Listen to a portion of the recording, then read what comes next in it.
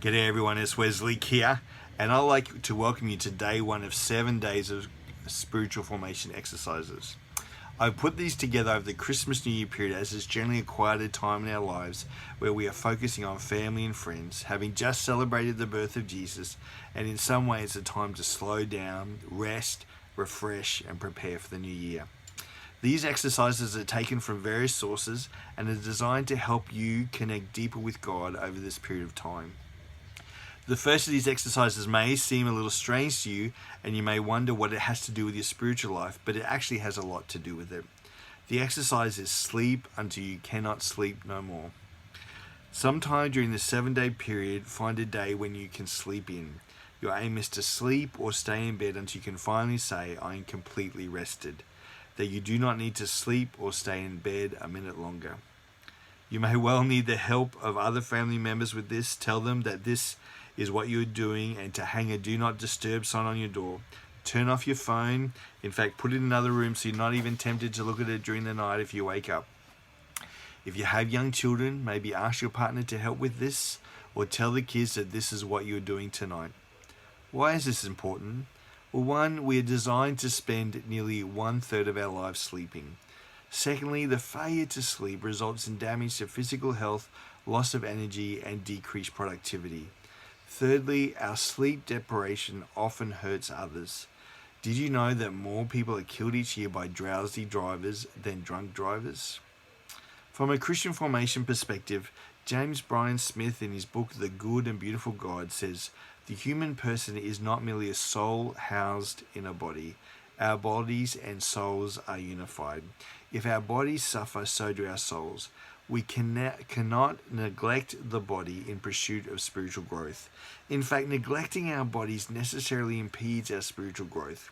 Everything we do in our lives, including the practices of spiritual formation, we do in and with our bodies. If our bodies are not sufficiently rested, our energies will be diminished and our ability to pray, read the Bible, enter solitude, or memorize scripture will be minimized. I love Psalm 127 verse 2 when it says, for he gives to his beloved even in his sleep. There have been many times that I prayed this before going to sleep. Lord, you say that you give to us even in our sleep. I pray tonight as I sleep, you will give to me what you have for me. I pray this particularly when I've been struggling with a decision I need or to make or a circumstance that I've been facing.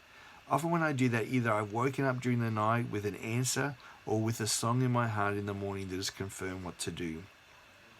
One example of this was when I was working with an organization that was struggling with cash flow issues. We were at the mercy of when people were donating to us and not in control. I remember clearly praying before I went to bed one night, God, we need a solution to this problem. During the night, I had a clear direction to phone our bank and ask them about a specific banking product. The product enabled us to be in control of when people paid us or donated to us. At the time, it was a product that charities weren't really using a lot, so it was groundbreaking. It cost us some money, but once implemented, we were more in control of when and how we received income, which reduced our stress, enabled more planning, and put us in a good financial footing.